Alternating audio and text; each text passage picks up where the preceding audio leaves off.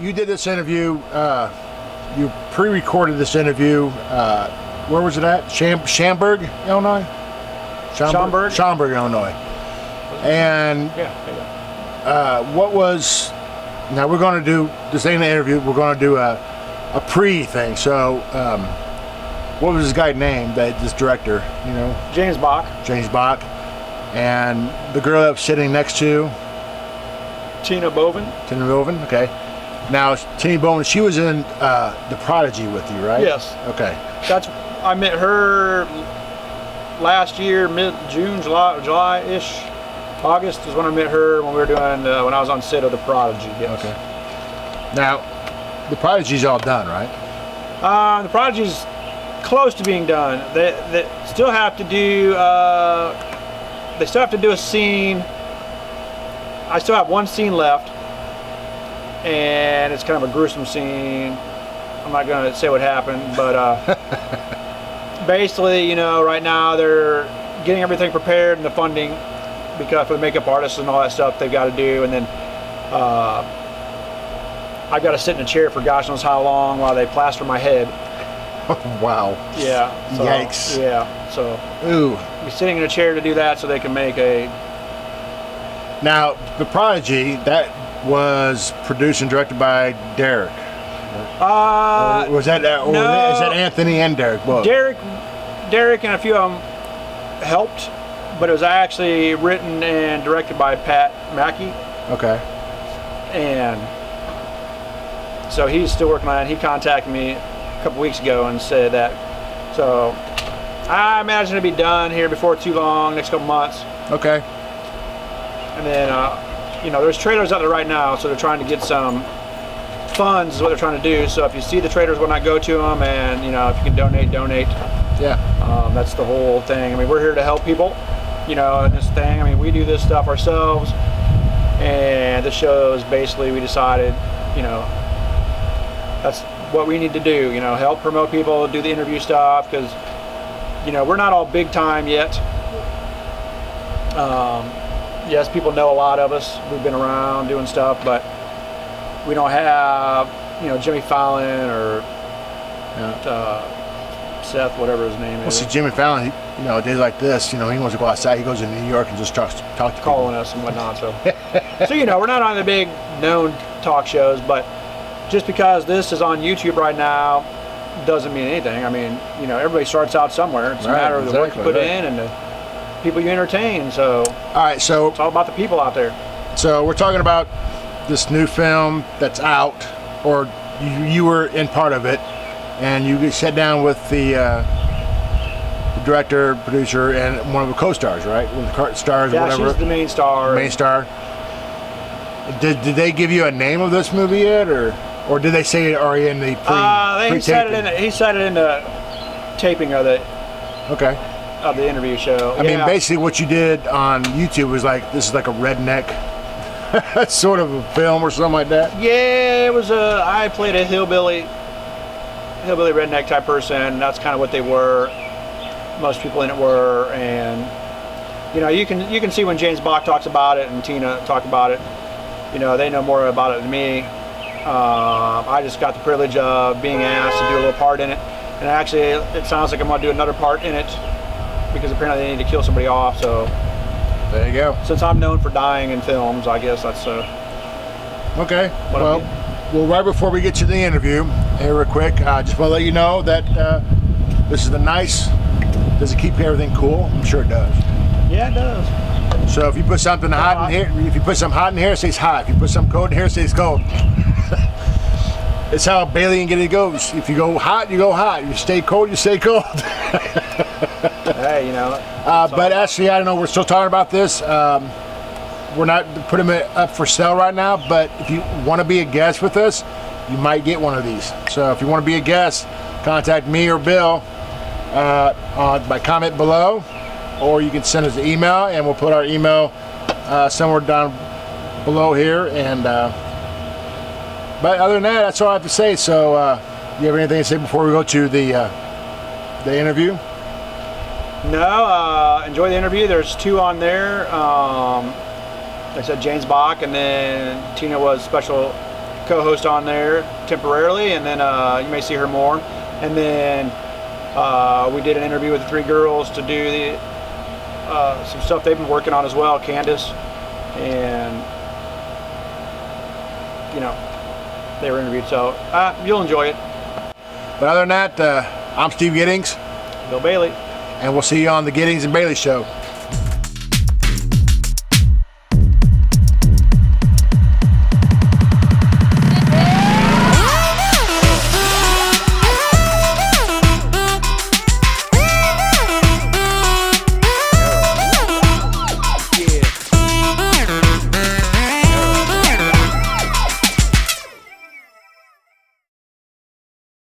Okay, this is the Bailey and Giddings Show. I'm here live. Giddings is off doing something, another assignment.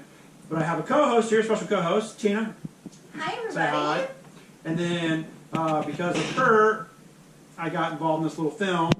And so she had a director guy. James for the Baack. show. Hello. Hello, everybody. James Baack. And then, tell us a little bit about what we were filming. Tonight was a, am I looking over here or here? Either one. Okay.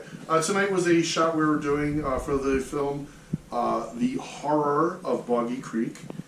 This is our 5th film. I'm the president of Great Lakes Artist Group Incorporated. Me and my producing partner, Steve Galida, we've put together this our 5th film. Tina has been in all 4 of our previous films. She's always such a great pleasure to have aboard, and always adds a lot of fun and a lot of energy to our projects. So once again, very pleased to have her aboard. This film we're shooting tonight, right now, is again called The Horror of Boggy Creek, and this is sort of it's a film that I kind of pay an homage to a film when I was a kid called The Legend of Boggy Creek, which was sort of about a Sasquatch, Bigfoot type creature that roamed the swamps of southern Arkansas. And when I was a kid, it terrified me. It was probably the scariest G-rated film ever made. It was directed by Charles Pierce, who also directed The Town That Dreaded Sundown. He made a lot of money off of this independent little film. Well, this is sort of paying an homage to it. I'm not ripping it off. It's not by any means is it a sequel or anything like that. It's actually very loosely related to it. But I always thought the whole idea of something lurking in this, I thought something lurking in the swamps of southern Arkansas is something that would just be spooky and hopefully enjoyable to the viewers out there. So we're almost done. We got 3 more scenes to shoot, and we'll be in post-production, editing and such, and then we're going to ship it off to our distribution company, Cheesy Flicks and IMD out west. Thank you, Cheesy Flicks and IMD, for all of your support, and throughout the years you've been supporting us, so thank you. Big shout out to that company. You're filming this right now, so tell us a little bit more. You and Tina, Tina's holding the DVDs. Yes. And if you could tell us a little bit more about some of the other things that you filmed. Okay. And here, if you have a whole pull up Bloody Rage of Bigfoot. Bloody Rage of Bigfoot was the first film that we did. The way this whole thing started was pretty weird, but it worked. Wait, you have to tell them how I met you. Well, I'm going to get to that in a minute. Yes. That's the best part. Okay. Bloody Rage of Bigfoot, this is how it started. I kind of like Bigfoot. I think the whole subject is kind of cool. Anyway, I painted a picture of Bigfoot, and I sent it to my brother.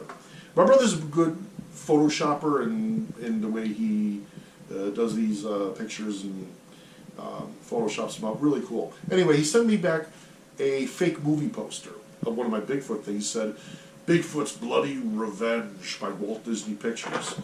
And I thought, well, hell, that's kind of cool. Why don't you do a real one saying "The Bloody Rage of Bigfoot," directed by James Baack? So he sent over this very cool looking movie poster. Well, I blasted it out on Facebook. Then all of a sudden, 2 weeks later, that movie poster is on all these horror websites about this new Bigfoot movie coming out in 3D. And then one night, it was one of these horror websites. They sent me a few emails, and they were interviewing me via email. Well, I was kind of drunk, and Kind of. I was like had a few 40s of cheap malt liquor, and he started asking me some questions. And I'm like, yeah, this movie's going to be huge. It's a big budget, and we're going to be doing all these things. We're going to hook up hydraulic hoses full of red water and squirt the audience. It's going to be kick-ass. So they put this all, and now all of a sudden I'm on these Russian websites. I'm on websites all over the world. So I call my friend Steve, and I'm like, Mail order husband websites. and I call my friend Steve, I'm like, dude, my friend Steve I've known my whole life, and I'm like, dude, you need to help me out. We need to make a movie. So we did, and my next door neighbor at the time, Andrea, was very kindly stepped aboard and helped out. And she goes, I got this friend of mine who's really kind of cool, and I think she might be interested in joining in. And that's when we met Tina. And Tina, the first night we shot with her, it's really interesting if you watch the film, because she's auditioning. She's what? But she's good. She's what? And she's out of her mind nuts. Yes, yes. She's like, walks in, she goes, I want to squeeze twist your nipples. And Yes, and I did. I had some nipple action going on. No, first day I met him, I got to kill someone. Tell him that. Steve, and you soaked him with ketchup and licked his face. And this is all within the first 40 minutes of meeting us. So I'm like, well, hell, she's in. So she was really a lot of fun to work with her. And Andrea. And Steve really liked me working with him too. It was fodder for a wax session. So anyway. He used a lot of tissues that night, let's just say. And there was nothing except for me slapping him around. And actually we had him on a table. I was supposed to kill him and torture him. The table fell. Yeah. And he fell to the ground. Yeah, those bloopers are all on YouTube. The Bloody Rage of Bigfoot bloopers. Anyway, we shot the film. To make a long story short, I sent out a few copies to some distribution companies. Cheesy Flicks calls me back saying, we think this is pretty cool, we want to release it. I'm like, whoa.